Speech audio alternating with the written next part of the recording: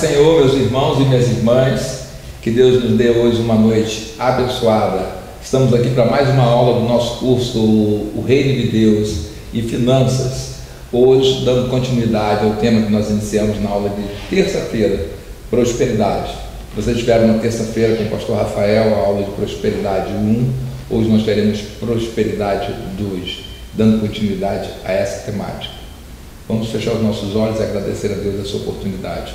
Senhor nosso Deus, nosso Pai querido, te agradecemos, Senhor, por estar aqui mais uma noite, por ter mais essa oportunidade de estudar sobre a Tua Palavra, de trazer o entendimento sobre a Tua Palavra e nos apropriar desses princípios tão significativos para a nossa vida financeira. Queremos também, Senhor, pedir auxílio do Espírito Santo, pois sem Ele nada podemos fazer, que Ele nos guie por toda a verdade da Tua Palavra e que a nossa confiança não esteja em habilidade, Senhor, pré-existente ou em alguma capacidade pré-existente de trazer a Tua Palavra, mas que a nossa confiança se deposite pela fé em Jesus Cristo e na nossa dependência que temos da orientação do Seu Espírito para nos guiar nessa aula e nas demais aulas. Isso é o que nós lhe pedimos em nome de Jesus. Amém. Boa noite. Hoje, dando continuidade ao tema, e vocês perceberam na aula passada a importância do que foi o conceito de primícias. Então nós vamos precisar de resgatar isso, que vocês estejam atentos a esse conceito de primícias. Hoje nós vamos trazer a ideia de garantias.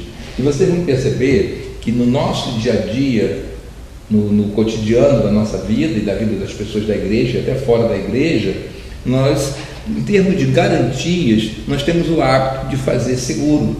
É muito comum hoje você comprar um carro, ou há muito tempo, colocar no seguro. Você vai comprar um carro, o próprio vendedor na agência lhe aconselha você não sair com um carro novo sem que ele tenha um seguro. Então vai ter sempre uma pessoa já para fazer o seguro.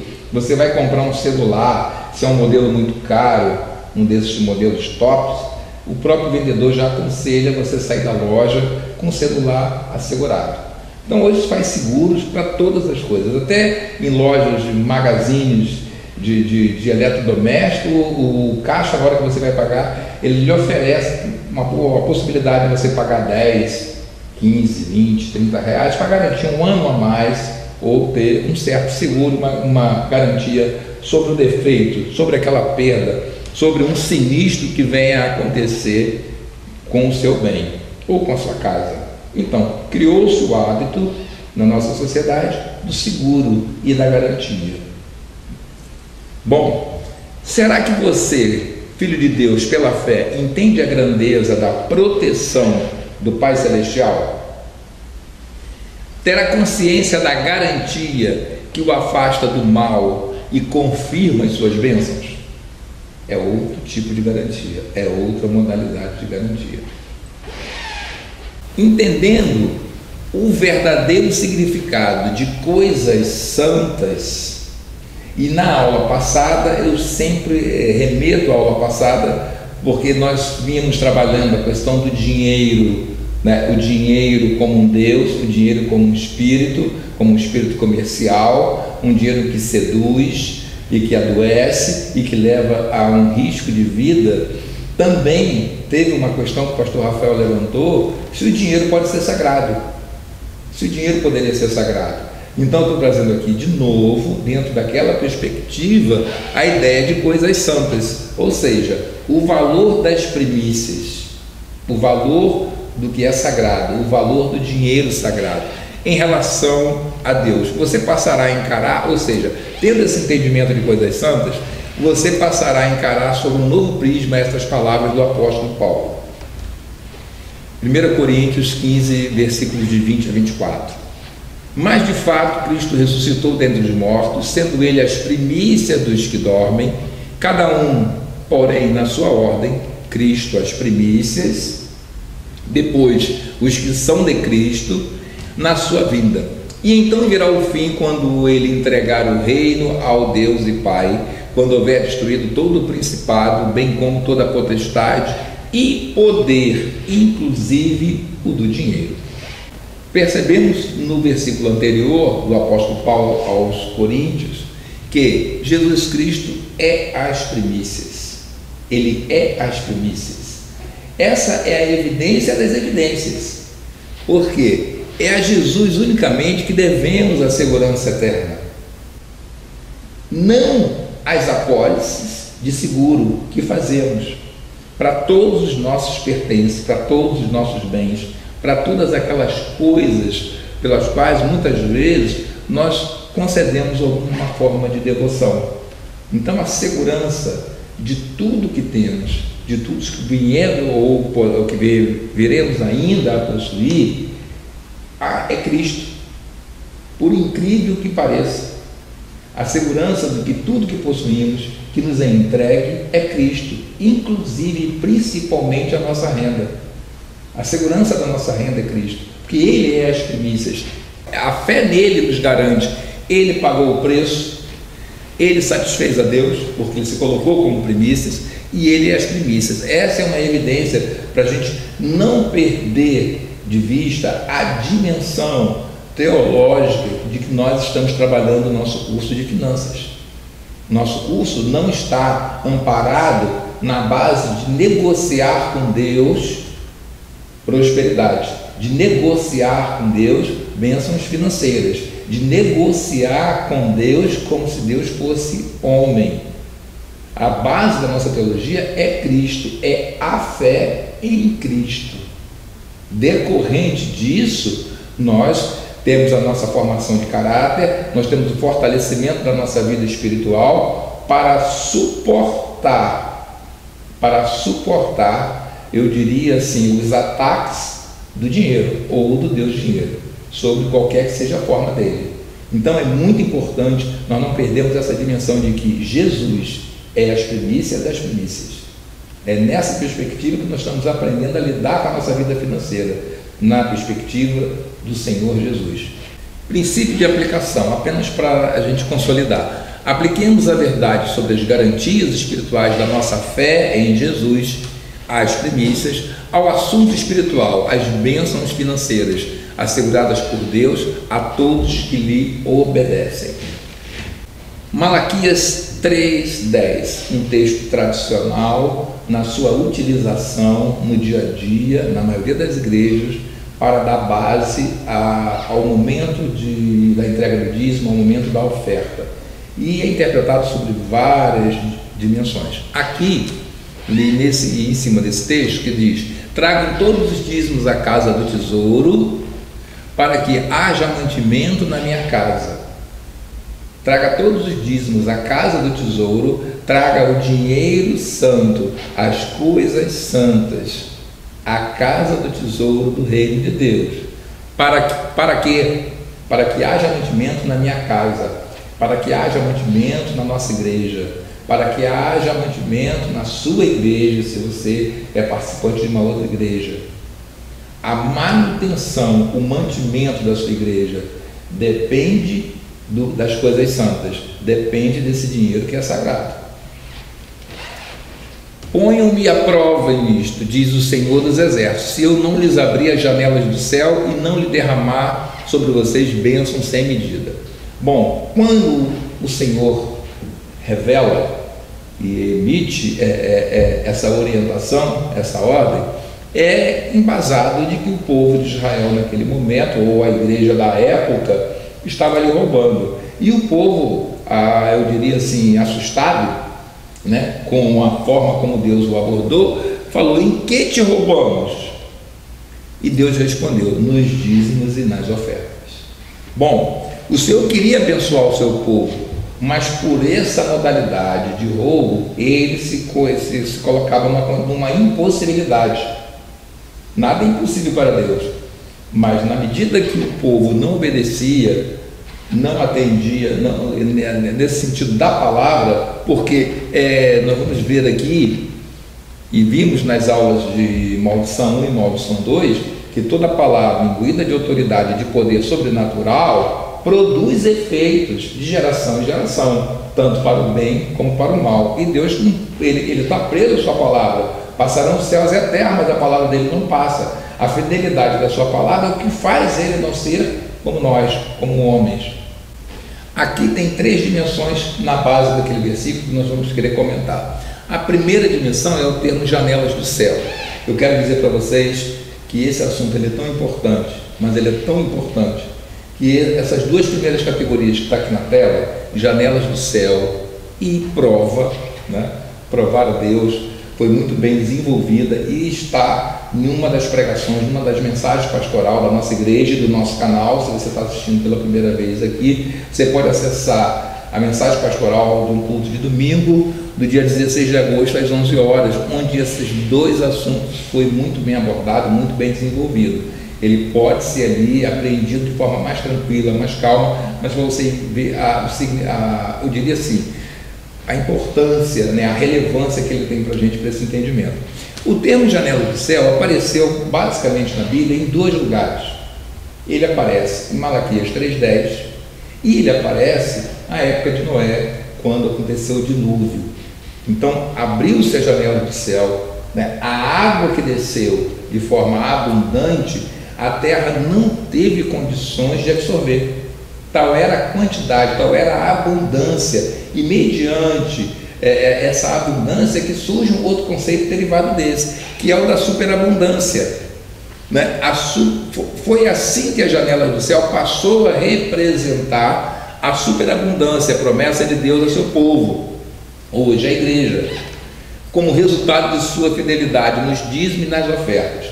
E a ideia da prova que Deus pediu, poucas vezes na palavra de Deus nós nos encontramos Deus autorizando a que prove ele. Em Malaquias 3,10, naquele contexto, Deus faz isso. Deus não faz isso. Deus pediu que seu povo, no caso hoje a igreja, né, poderíamos dizer assim, o pusessem à prova. Ele estava como que querendo dizer-lhe: vocês não têm apenas que aceitar a minha palavra, mas provar a minha intenção de abençoá-los, caso me obedeçam. Vocês vão perguntar, e antes que vocês pensem, que a prioridade não é a prova, o a priori não é a prova.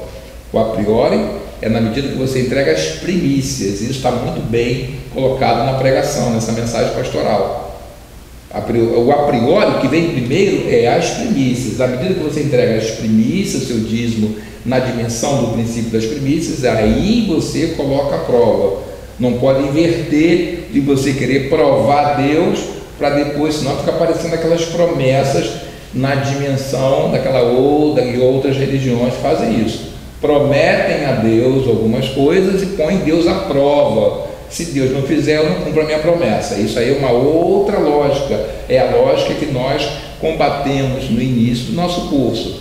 Não negocie com Deus na lógica humana. E os devoradores?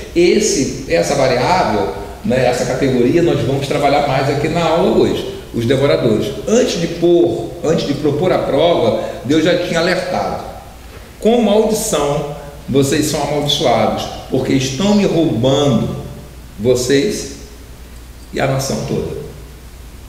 Vocês já têm ideia de maldição, já conhecem o conceito de maldição.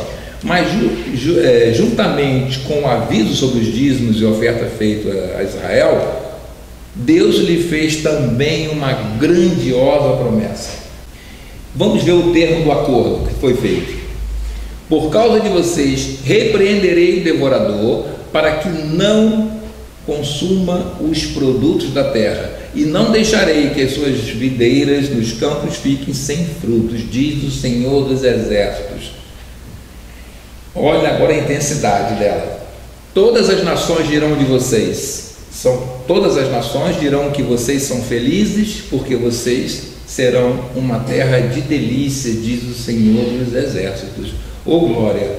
Está entendendo a dimensão da proteção e da garantia? Não é um seguro que você contrata uma empresa para segurar apenas por um ano um patrimônio seu, apenas por 2 anos uma casa sua, apenas por 12 meses um produto que você tenha comprado. Essa garantia, ela transcende o aspecto material, ou seja, ele repreende o devorador, ele não deixa que a gente pare de dar frutos. Essa repreensão do devorador, feita pelo próprio Deus, não tem data. Assim, ela acaba em dezembro, ela acaba em junho, ela acaba 2 anos depois, não tem data. Ela está pautada em cima da palavra dele, de uma promessa que ele fez, e em cima também de um princípio que você atendeu, que são as primícias. Atenção aqui, é que para que a gente não venha pensar que essa promessa está apenas na dimensão espiritual, mas que ela atende também uma dimensão material. Em algum momento nós vamos pensar só na dimensão espiritual, mas também na dimensão material. Deus falou sobre a repreensão ao devorador. Eis aqui o fato milagroso nas finanças de quem honra a Deus, pelo uso correto do dinheiro sob os princípios bíblicos. No entanto, tem uma questão que eu quero deixar para vocês, que vamos responder um pouquinho mais à frente, mas vale a pena nós pensarmos e refletirmos sobre essa questão no momento que nós estamos vivendo hoje, seja no momento de pandemia ou fora de pandemia. Temos que pensar cotidianamente, mas temos que levar essa questão e meditar sobre essa pergunta.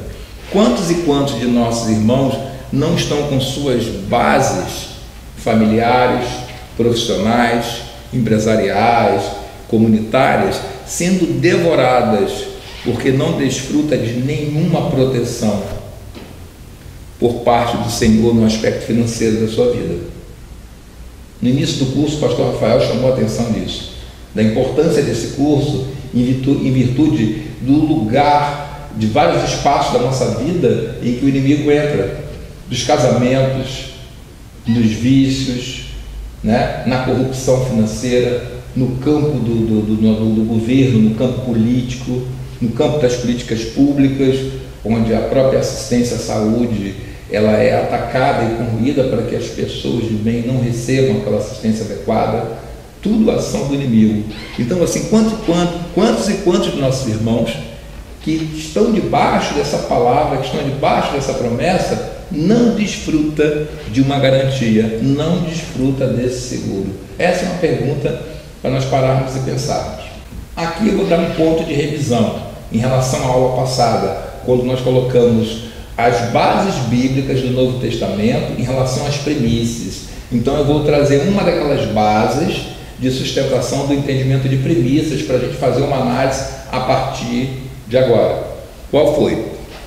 Quanto à parte e o todo, a unidade e a totalidade, que está em Romanos 11, versículo 16.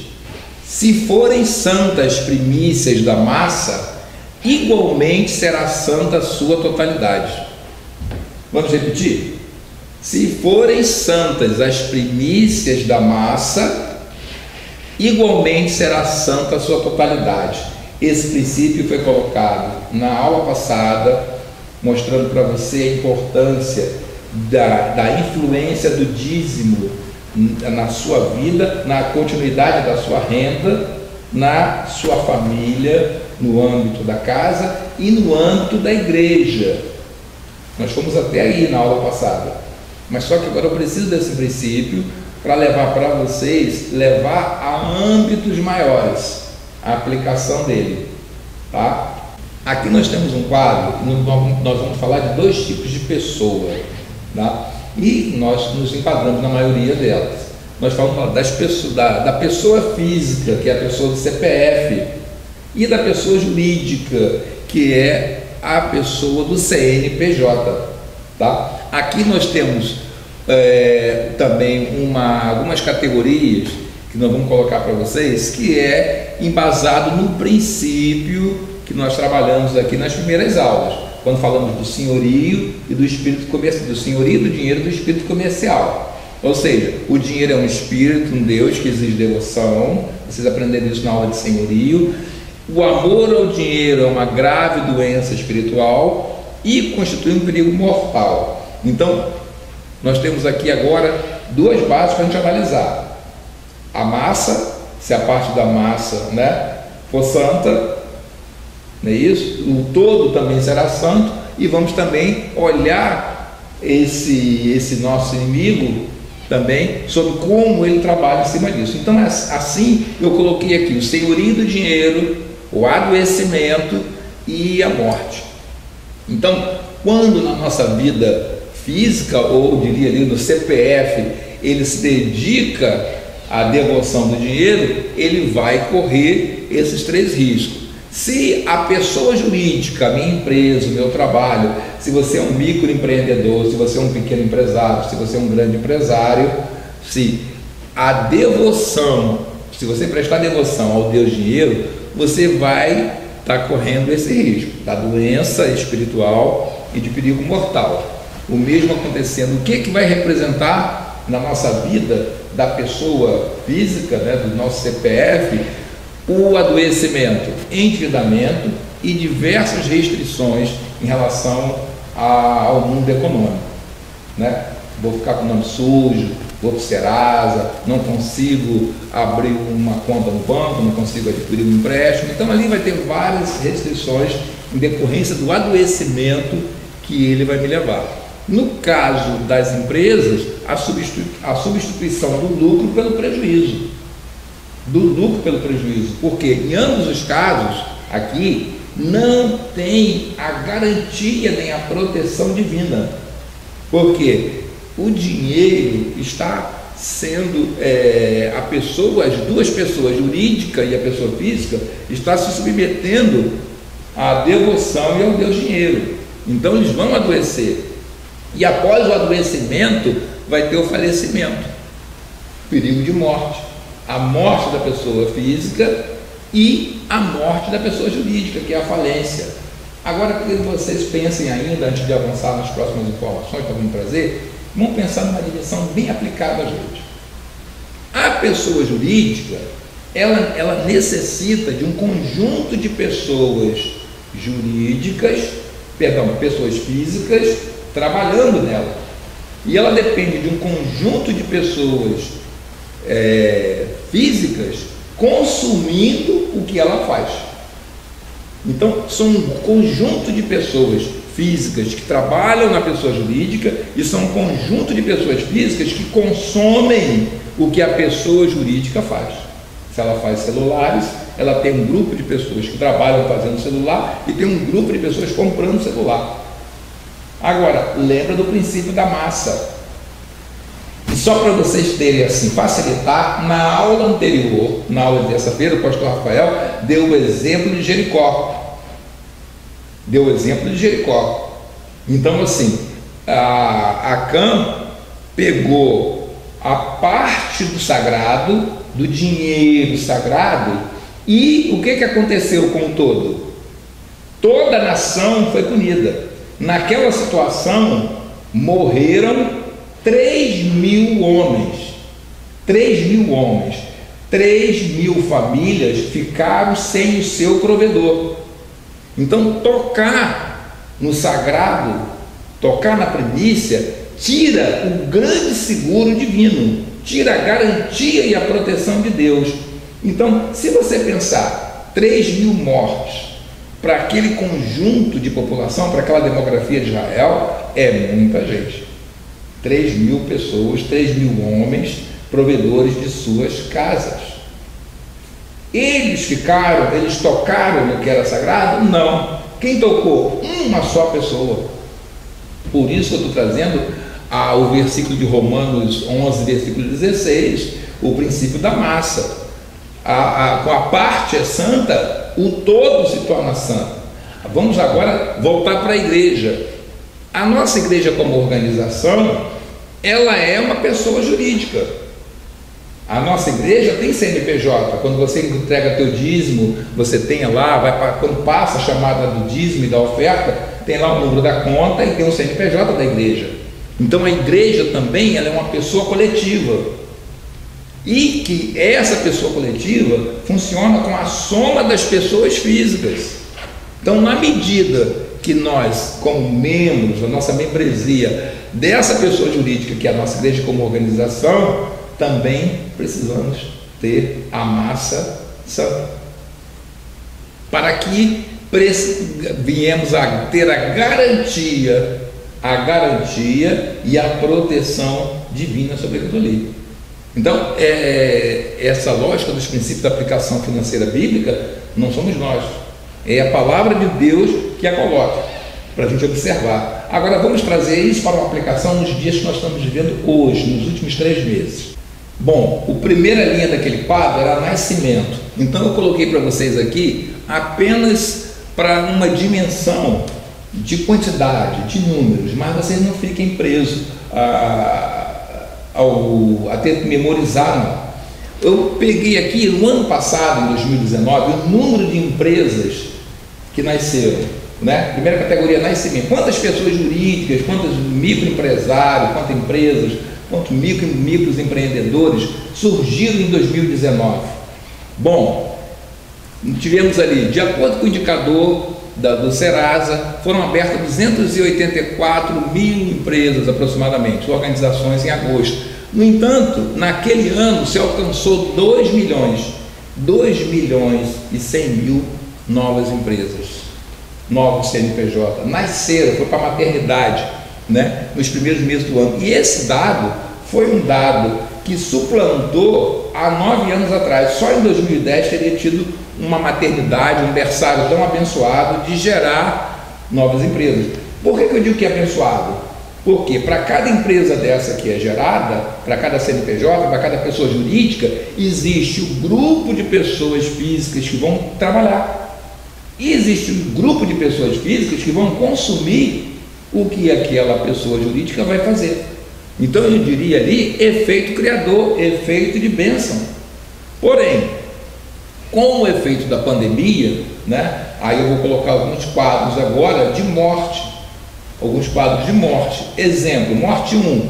Desde que a pandemia do novo coronavírus chegou ao Brasil, 716 mil empresas fecharam as portas. Isso é dado do mês de julho. 716 mil empresas fecharam suas portas. Morte. Risco de morte. Morte 2. De acordo com o Sebrae também, a média das empresas que fecharam a cada ano era de 10%, que corresponde a 600 mil. Ou seja, por ano morriam 600 mil empresas. Nós, durante a pandemia, já ultrapassamos isso para 716 mortes. Número menor que as 700 empresas que fecharam na metade. Ou seja, os dois efeitos eu chamei de efeito devorador. Efeito devorador. O devorador não foi repreendido sobre essas vidas, sobre essas pessoas jurídicas, e acarretou também prejuízos para as pessoas físicas, provavelmente dependiam dessas empresas. Mas o efeito, o senhor dinheiro, o espírito comercial, ele não só mata, ele adoece. Então vamos ver o quadro de adoecimento como está. Adoecimento 1. 2 milhões e 700 mil empresas continuam abertas, também sentem as consequências da crise econômica, agravada pela pandemia. 70% delas relatam diminuição das vendas de serviços. Estão doentes. Elas estão no caminho da morte, estão adoecidas.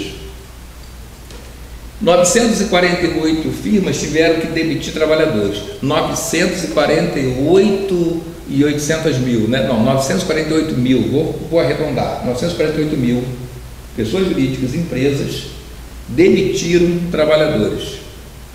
Não sei o tamanho dessas empresas, mas provavelmente nós chegamos aí a milhões de pessoas que perderam seu emprego, tiveram sua renda afetada. Ou seja, não usufruíram de uma garantia, de uma proteção de Deus. Não usufruíram da garantia, da proteção das primícias daquela renda.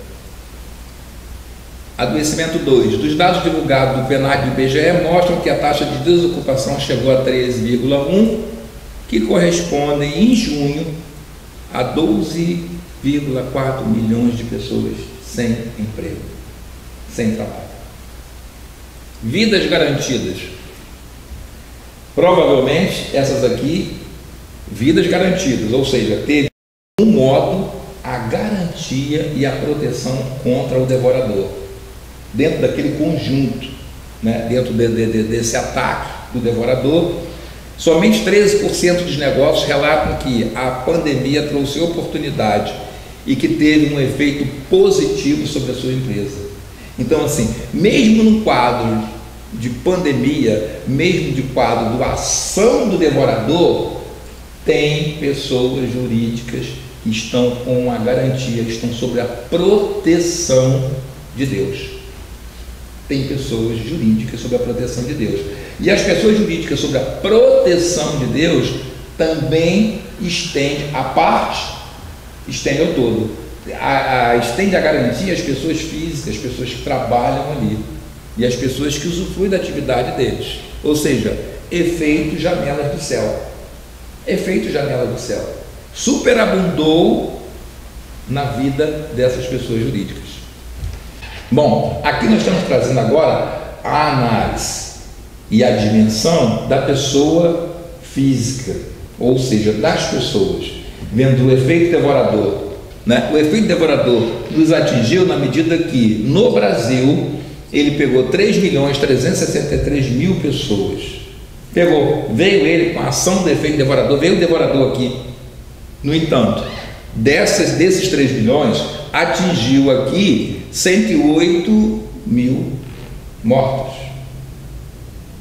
Porém, o efeito janela do céu sobre estes aqui também funcionou, garantindo a cura de 2.478.000 pessoas foram curadas. 772 estão sob acompanhamento, ou nos seus lares, ou nos hospitais, recebendo tratamento.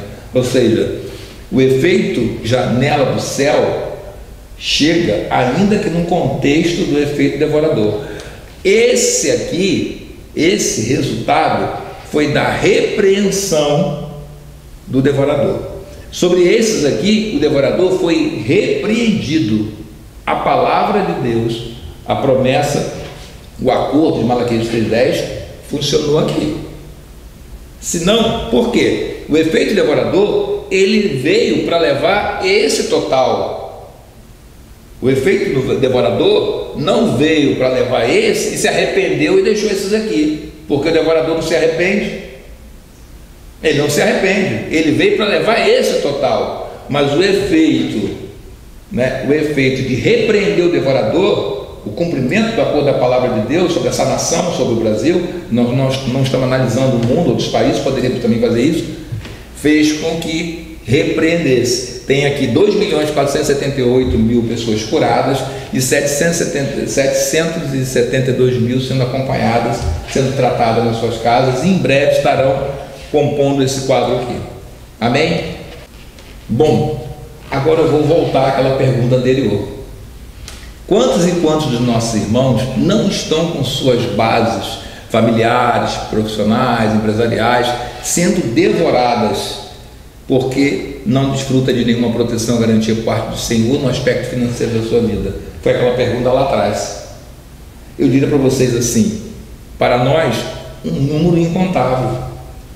Eu não tenho como contar quantos que o devorador conseguiu dentre os nossos irmãos que estão debaixo de uma promessa, mas não estão usufruindo da garantia por meio da entrega das primícias, de entender o que significa as primícias, de absorver esse princípio, de estar, talvez ele esteja mais preocupado de gastar, né, dentro da devoção do dinheiro, na contratação de inúmeros seguros, seguro saúde, seguro do carro, seguro da casa, seguro do celular, seguro da cafeteira, seguro da máquina de furar, e vai embora, mas esquecendo do único e verdadeiro seguro, da única e verdadeira garantia, que são as primícias, que são as coisas santas, que é o dízimo, que nós temos essa palavra de Deus garantida sobre isso, sobre nossas ofertas.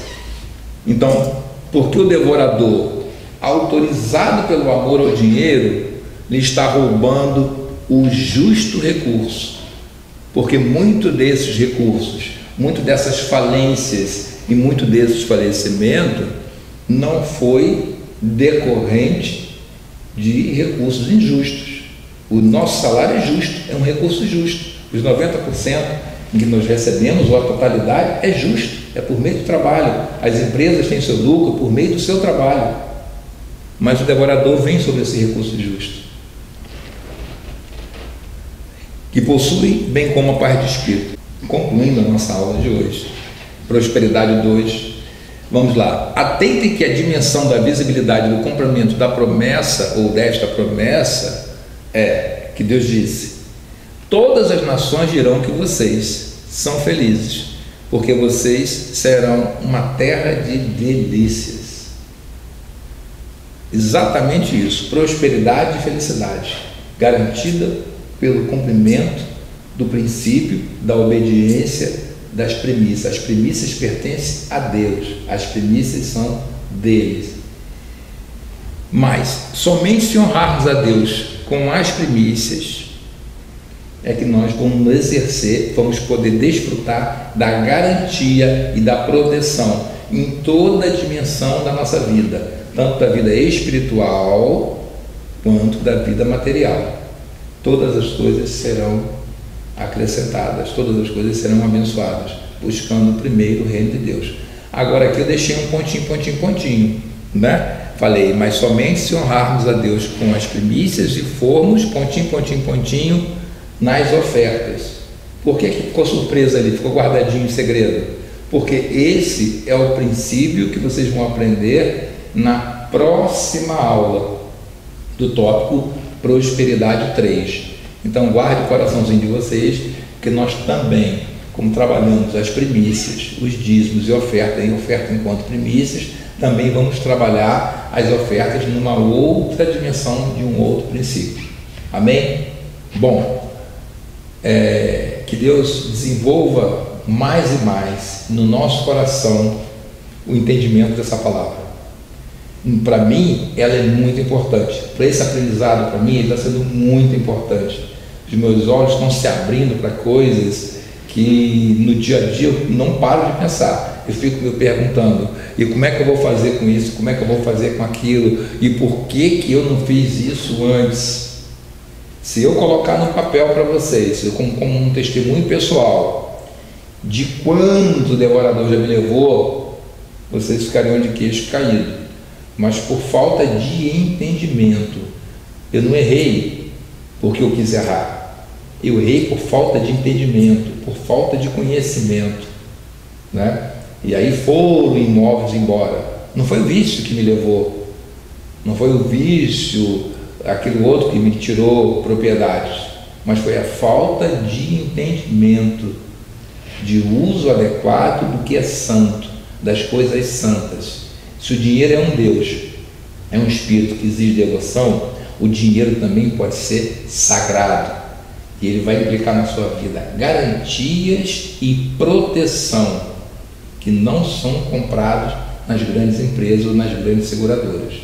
Isso eu queria que vocês guardassem, usem e apliquem, porque também eu estou buscando, assim, tá abrindo novos horizontes na minha vida, tanto espiritual como material, em nome de Jesus. Esse que é a primícia das primícias, porque Deus nos amou de tal maneira que Ele deu as suas primícias para morrer no meu lugar, para nos salvar de todo o pecado e para nos transformar e entregar de novo ao Pai como primícias. Coisa linda, nós sermos entregues enquanto reino e enquanto igreja naquele dia final, depois que todas as coisas, todas as potestades, todos os principados e todos os poderes foram destruídos pelo nosso Senhor, as primícias de Deus. Amém? Que Deus nos abençoe nessa noite de sábado, que Deus continue te abençoando. E agora, dentro daquela dimensão de janelas do céu, veja como é que fica bonito. Que Deus lhe abençoe rica e abundantemente. Aleluia, glória a Deus.